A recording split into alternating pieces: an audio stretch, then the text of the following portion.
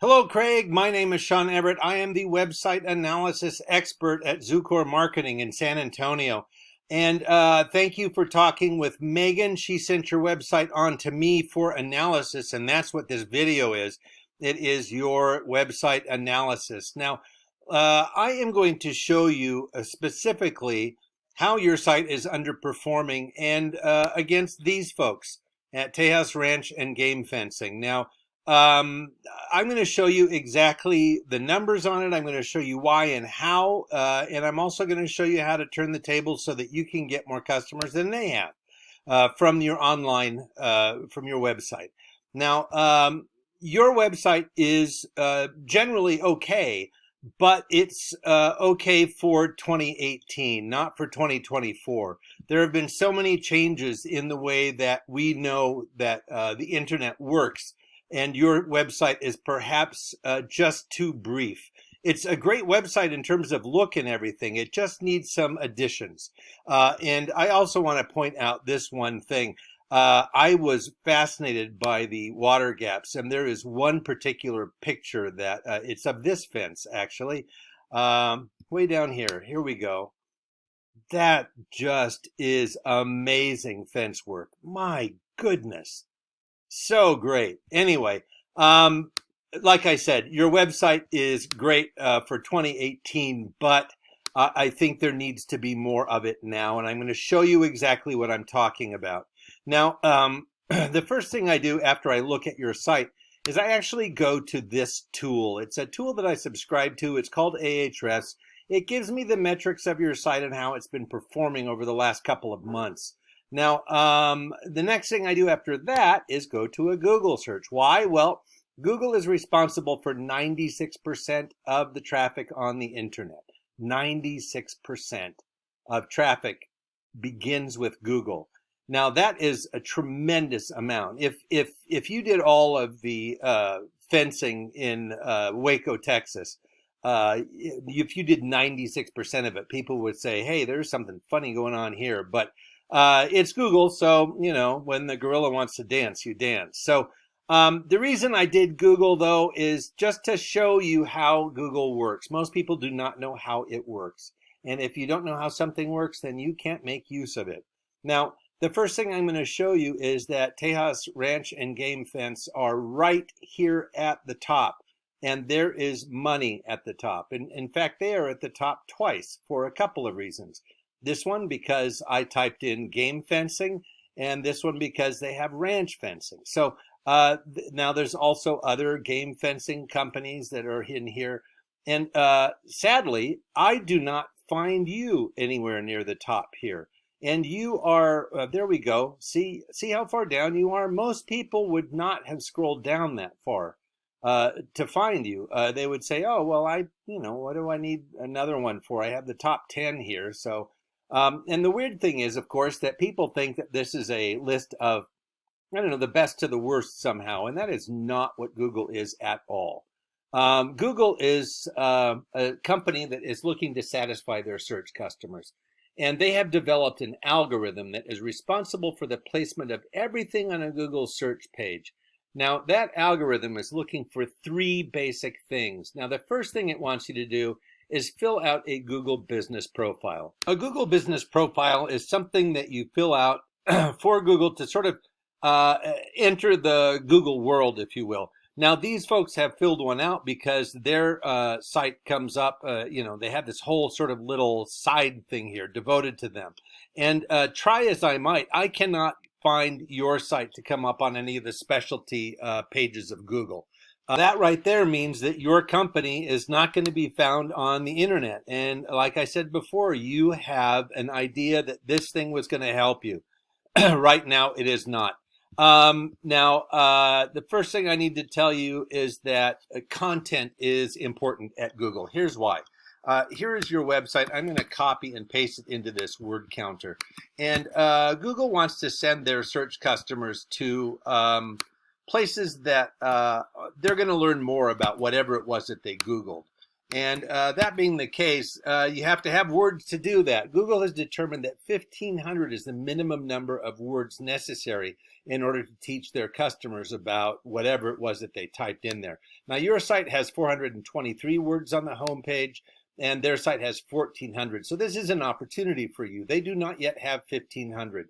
If you can meet or beat 1,500, that would be ideal for your site.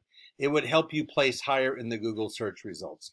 Now, the next thing I need to tell you is that they're all words are not the same at Google, and that is keywords. Now, you have 88 keywords. That is a great start for keywords. Keywords are words that sort of differentiate you from a different industry. For instance, you're not a milk farmer in Wisconsin. You're a fencer in Texas. So those words come from your website and that of your competitors. They come from Google searches for the same sorts of things, and they also come from the various communities that you work in, something that is completely missing from your website, by the way. Now, let me show you what they have. Your competitor has in keywords 2,000 compared to your 88. Now, I'm going to show you what their keywords are, just so you know. High fence, wrench gates, game fence, fencing for cows, Texas ranch entrance gate. You can see there's a fixed knot fencing. I don't know what that is. That's the first time I've ever heard of that. But I can tell you I have never put those 3 words in that order ever in my life.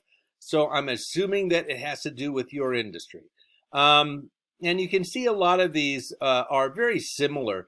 But I need to remind you that the algorithm that's looking for these things has absolutely no intelligence. It does not know that cow and cows are the same word, more or less.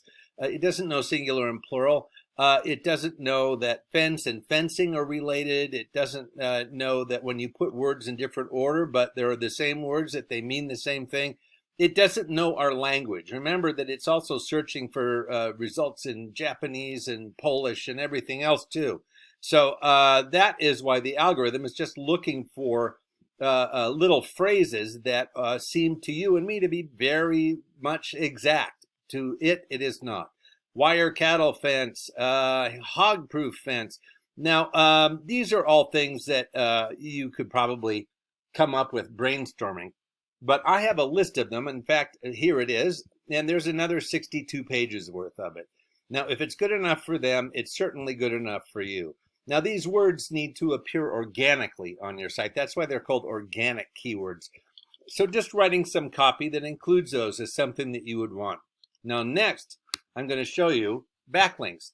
Backlinks is where your site exists on somebody else's site. In other words, if I go to Yelp, for instance, and I type in ranch fencing in Waco, and I see your profile there, if there's a link to your site, then there will be a way for me to link back to your site. Understood? So you have 2 referring domains, 2 backlinks. Also a good start. Your competitor has 129 referring domains. I'm going to show you what those referring domains are. A bunch on Wikipedia, which I don't understand, but Chamber of Commerce, Dex knows, find us here. New Horse, mylocalservices.com. You actually want to be in ones that are, say, 70 and above. Now, I can think of about 20 or 30 ones in this 70 or above category that would be great for you to be in, like yellowpage.com or superpages or expertise.com. This number that I'm referring to here is called the domain rating. It shows the strength of a domain's backlink profile. Now, when I told you that you have a backlink here from a different site, that means that you have a score here. Now, your competitor has a score of 16 based upon how many backlinks they have.